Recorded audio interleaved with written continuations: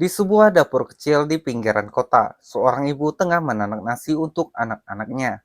Ia membeli beras dengan label premium, mahal tapi ia percaya itu yang terbaik. Namun apa yang terjadi? Nasi yang dimasak terlalu cepat basi, terasa aneh, bahkan warnanya mencurigakan. Kini kita tahu mengapa. Ternyata yang ia beli bukanlah beras premium sungguhan, tapi beras oplosan, campuran kualitas rendah yang dibungkus janji palsu. Dan ia bukan satu-satunya. Ada jutaan keluarga Indonesia yang mengalami hal serupa. Sementara itu, di balik karung-karung beras itu, di ruang rapat perusahaan, para pemilik modal tersenyum puas menghitung untung, mengoplos beras demi margin, menipu rakyat demi keuntungan. Inilah kisah kelam dari kejahatan pangan berskala nasional. Dan lebih tragisnya lagi, ini bukan hanya soal uang, ini soal harga diri bangsa.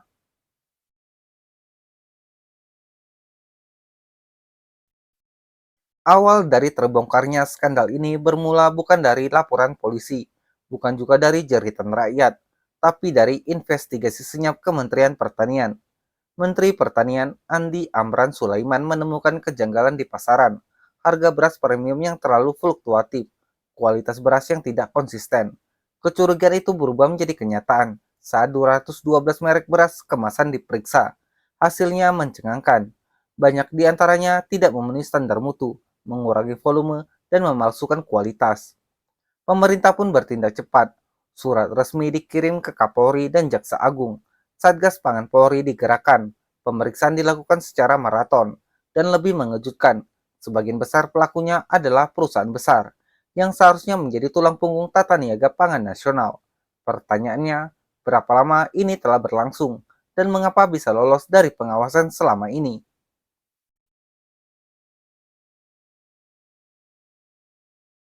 Angka kerugian akibat beras oplosan ini bukan main-main, nyaris 100 triliun rupiah per tahun. Itu bukan hanya kerugian ekonomi, tapi luka batin bagi petani dan rakyat kecil.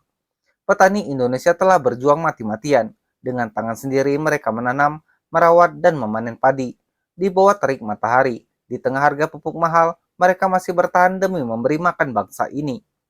Namun kini, kerja keras mereka dihancurkan oleh korporasi tamak yang mencampur beras berkualitas dengan yang rendahan, lalu menjualnya dengan harga tinggi.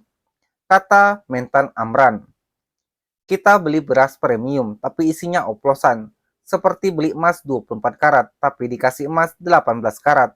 Ini pengkhianatan.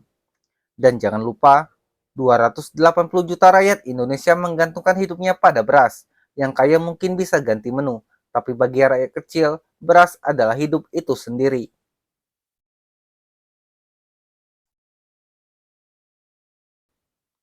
Setelah semua ini terungkap, bola panas kini bergulir ke tangan penegak hukum. Satgas Pangan Bareskrim Polri sudah memeriksa 6 perusahaan dan 8 merek beras kemasan. Dan saat ini 25 pemilik merek lain tengah diperiksa secara intensif. Namun publik masih bertanya-tanya siapa mereka, kenapa nama-nama perusahaan belum diumumkan. Brigjen Helvi Asegaf, Kepala Satgas Pangan Polri menyebutkan bahwa penyelidikan mendalam terus berlangsung. Pemeriksaan difokuskan pada dugaan pelanggaran hukum. Apakah label komposisi sesuai kenyataan di dalam kemasan? Tapi rakyat tak bisa menunggu terlalu lama. Rasa percaya telah dirusak. Dan jika pelaku tak dihukum, maka kejahatan ini bisa berulang lagi dan lagi. DPR pun mulai turun tangan. Ketua DPR RI Puan Maharani menegaskan pentingnya pengawasan. Kupas dan selidiki tuntas, jangan biarkan rakyat jadi korban. Apakah ini akan jadi momen bersejarah dalam reformasi pangan nasional atau akan berakhir di meja-meja kompromi?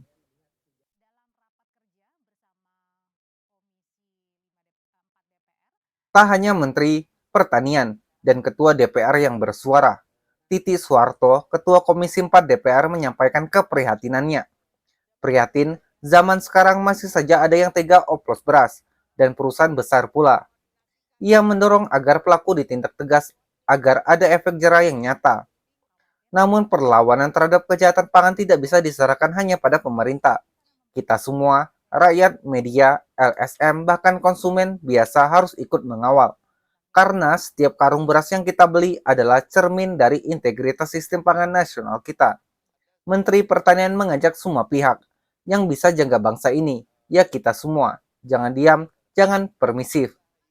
Ingat, ketika pangan dicurangi, maka hak dasar manusia telah dilanggar. Ini bukan soal politik, ini soal keadilan, dan soal siapa yang berani berdiri di sisi yang benar. Teman-teman, skandal beras oplosan ini bukan hanya soal harga atau merek, ini soal kepercayaan, soal kejujuran dalam memberi makan bangsa. Dan yang lebih menyakitkan, ini bukan pertama kalinya pangan kita dipermainkan. Bagikan di kolom komentar, apakah kamu pernah merasa kualitas beras yang kamu beli berbeda dari yang dijanjikan? Atau mungkin kamu punya info soal merek-merek yang mencurigakan? Suara kalian penting. Mari kita jadi konsumen yang kritis bukan cuma pasrah, karena negara ini hanya akan sehat jika sistem pangannya jujur. Jangan lupa subscribe, like, dan nyalakan lonceng notifikasi. Di channel ini kita akan terus bongkar kebenaran yang tersembunyi. Karena ketika media diam, rakyat harus bersuara. Dan ketika keadilan ditunda, maka kecurangan akan berulang.